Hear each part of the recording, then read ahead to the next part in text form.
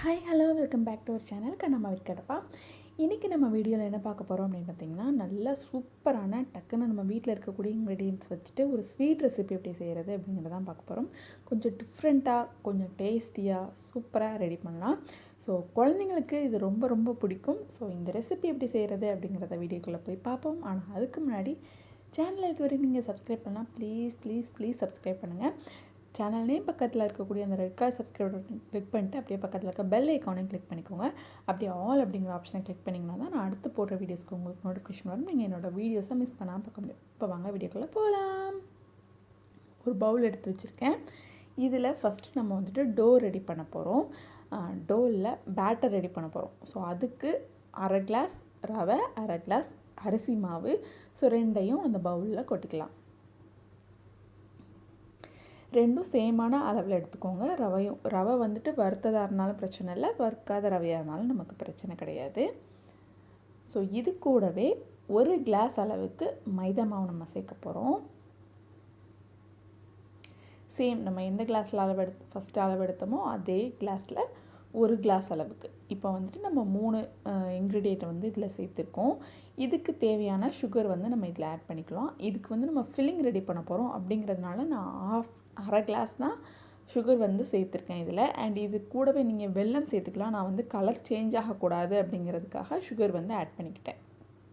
And இது கூடவே கொஞ்சம் கொஞ்சமாக பால் சேர்த்துட்டு மிக்ஸ் பண்ணிக்கோங்க. நல்ல ஒரு தோசை மாவு, கோதுமை தோசைக்கு நம்ம எப்படி மாவு ரெடி பண்ணுவோமோ அதே மாதிரி ரெடி பண்ணிக்கலாம்.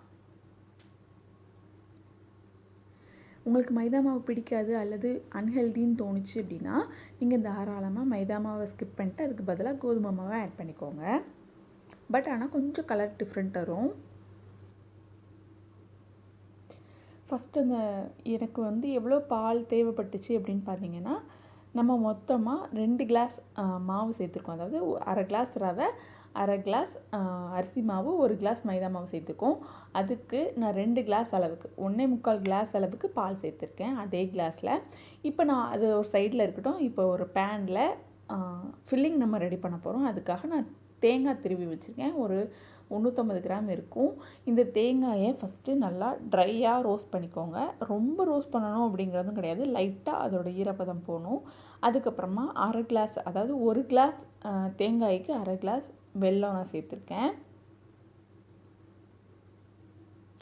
நம்ம உள்ளே வைக்கிற இந்த பூரணம், அதாவது இந்த ஃபில்லிங்ஸும் நான் வந்து ஸ்வீட்லாம் செய்கிறது அப்படிங்கிறதுனால தான் நம்ம வந்துட்டு அதில் கம்மியான சுகர் வந்து சேர்த்துருக்கோம்.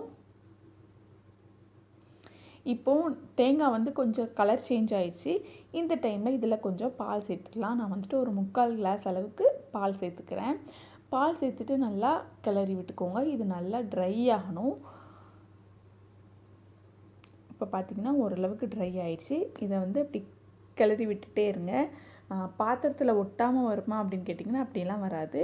கொஞ்சம் ஸ்டிக்கியாக தான் இருக்கும். ஸோ இது வந்து கொஞ்சம் ட்ரை ஆகட்டும் இன்னுமே. இப்போ பார்த்திங்கன்னா தெரியும், நல்லா ட்ரை ஆகிட்டு. இதை வந்து அடுப்பை ஆஃப் பண்ணிவிட்டு இதை கொஞ்சம் ஆற விட்டுடலாம்.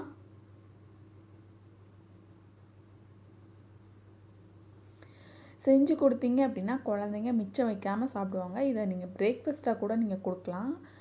ரொம்ப விரும்பி சாப்பிடுவாங்க கண்டிப்பாக. அண்ட் அதே டைமில் இது நல்லா கொஞ்சம் ஹெல்த்தியாகவும் இருக்கும். அண்ட் அதே டைம் பசியும் தாங்கும் இந்த மாதிரி நீங்கள் செஞ்சு கொடுக்கும்போது. இப்போ அதை ஆற விட்டாச்சு. இப்போது இதிலேருந்து இந்த மாவு ரெடி பண்ணோம்ல, அதுலேருந்து ஒரு 2 கரண்டி நான் தனியாக எடுத்துகிட்டு இதில் வந்து நான் வேறு கலர் சேர்க்க போகிறேன். இது வந்து ஃபுல் அண்ட் ஃபுல் ஆப்ஷனல் மட்டும்தான். உங்களுக்கு வேணும்னா நீங்கள் சேர்த்துக்கலாம், இல்லைன்னா இதை கண்டிப்பாக நீங்கள் ஸ்கிப் பண்ணிக்கலாம். இதில் நான் கலர் வந்து ஃபுட் கலர் ஆட் பண்ணலை. அதுக்கு பதிலாக இது மாதிரி ஸ்ட்ராபெரி மில்க் மிக்ஸ் என்கிட்ட இருக்குது. நான் அதை வந்து ஆட் பண்ணிக்கிறேன். உங்கள்கிட்ட கலர் இருந்தாலும் நீங்கள் அதை ஆட் பண்ணிக்கலாம். ஜெல் கலராக இருந்தது அப்படின்னா ரொம்ப ரொம்ப சூப்பராக இருக்கும். கலர் வந்து எந்த சேஞ்சும் இல்லாமல் நீங்கள் என்ன கலர் வேணும்னு நினைக்கிறீங்களோ அதே கலர் வந்து உங்களுக்கு கிடைக்கும். இப்போ இந்த மாதிரி எனக்கு கொஞ்சம் டார்க்காக வேணும் அப்படிங்கிறதுனால நான் எக்ஸ்ட்ராவாக ஒரு 2 ட்ராப் கூட ஆட் பண்ணியிருக்கேன். நீங்கள் ஃபுட் கலர் சேர்க்குறீங்க அப்படின்னா 1 ட்ராப் 2 ட்ராப் சேர்த்திங்கனாலே போதும், நல்லா உங்களுக்கு கலர் கிடைக்கும். இப்போது இந்த மாதிரி 2 மாவும் நமக்கு ரெடியாக இருக்குது. இப்போ நம்ம வந்துட்டு அடுப்பில் ஒரு பேன் வச்சுட்டு அதில் லைட்டாக ஆயில் க்ரீஸ் பண்ணியிருக்கேன். இதில் ஃபஸ்ட்டு நம்ம பிங்க் கலர் ரெடி பண்ணி வச்சுக்கோல்ல, ஸோ அந்த கலர் எடுத்துகிட்டு நான் ஹார்ட் ஷேப் ட்ரை பண்ணேன், பட் ஆனால் வரலை.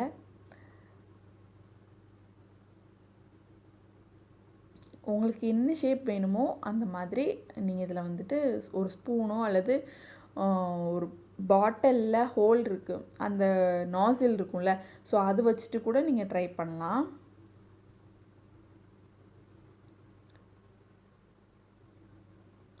அல்லது பழைய வாட்டர் கேன் இருக்குல்ல, அதில் வந்துட்டு நாசில் மாதிரி ஹோல்ஸ் ரெடி பண்ணிவிட்டு நீங்கள் அதை வச்சு கூட ட்ரை பண்ணலாம். பட் அந்தளவுக்கு நமக்கு டைம் இல்லை அப்படிங்கிறதுனால நான் ஸ்பூனை வச்சு ட்ரை பண்ணேன்.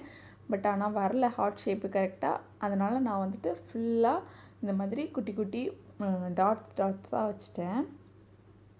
பட் இது நம்ம ரோல் பண்ண போகிறோம் அப்படிங்கிறதுனால அந்த ஷேப் வந்து கரெக்டாக தெரியாது. அதனால கலர் மட்டும்தான் நமக்கு தெரியும்.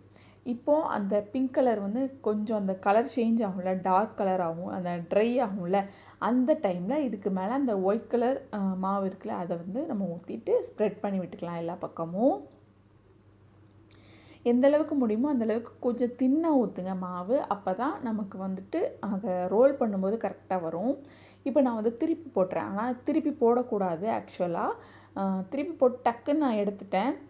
திருப்பி போடாமல் தான் உள்ளே, அதாவது நம்ம ஆப்பத்துக்கு மாவு ரெடி ஆப்ப சுடுவோம்ல, ஸோ அந்த மாதிரி ஒன் சைடு வேக வச்சுட்டு அதுக்கு மேலே பூரணம், அதாவது அந்த ஃபில்லிங்ஸ் வச்சுட்டு அதுக்கப்புறமா ரோல் பண்ணணும். நான் மறந்து போய் திருப்பி போட்டேன். இப்போ பார்த்திங்கன்னா நான் திருப்பி போடாமல் ஃபுல்லாக வேக வச்சுருக்கேன். அதாவது மேலேயும் ஃபுல்லாகவே வெந்துருச்சு. மூடி போட்டு வேக விடுங்க. இப்போ நம்ம வந்துட்டு பூரணம் வச்சிடலாம். அதாவது அந்த ஃபில்லிங்ஸ் நம்ம ஏற்கனவே ரெடி பண்ணி வச்சுருந்தோம்ல, அந்த ஃபில்லிங்ஸ் எடுத்து அது மேலே வச்சுட்டு இதை நம்ம ரோல் பண்ணிக்கலாம். ஸோ இந்த மாதிரி ஒரு சைடு வந்ததுக்கப்புறமா ஃபில்லிங் வச்சுருக்கோம். இதுக்கு மேலே நம்ம வந்துட்டு இப்போ ரோல் பண்ண ஆரம்பிச்சிடலாம். பட் எனக்கு ஒரு கையில் பண்ணுறது கொஞ்சம் கஷ்டமாக இருந்தது. நான் அதை பிக்சரை வேறு செஞ்சுட்டேன். ஸோ அதனால் ஃபஸ்ட்டு நான் கேமராவை ப்ளேஸ் பண்ணிட்டு வந்துடுறேன். ஸோ இந்த மாதிரி ஒரு கையில் ஃபோக்கும் ஒரு கையில் இந்த மாதிரி தோசை கல் வச்சுட்டு கரண்டி வச்சுட்டு இந்த மாதிரி திருப்பி எடுக்கோங்க. திருப்பி வச்சுட்டு ஒரு 10 செகண்ட் அப்படியே தவாலை வச்சுட்டு அதுக்கப்புறமா எடுங்க. ஓகேவா? இந்த மாதிரி எடுத்தாச்சு. அவ்வளோதான், நம்ம ரெசிபி வந்து ரெடி ஆகிடுச்சு. கண்டிப்பாக ட்ரை பண்ணி பாருங்கள். பார்க்கறதுக்கு அவ்வளோ அழகாக இருக்குது. கண்டிப்பாக அட்ராக்டிவாக இருக்கும். பசங்களுக்கு ரொம்ப ரொம்ப பிடிக்கும். அண்ட் டேஸ்ட்டும் அட்டகாசமாக இருக்கும்.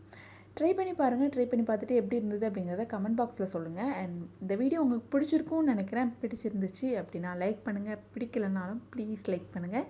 அண்ட் இதே மாதிரி இன்னும் நிறைய வீடியோஸ் நீங்கள் பார்க்கணுன்னா சேனலை சப்ஸ்கிரைப் பண்ணி வச்சுக்கோங்க. நாளைக்கு இதே டைம் இன்னொரு சூப்பரான வீடியோவில் நாங்களும் மீட் பண்ணுறேன். அது வரைக்கும் டாடா, பாய்.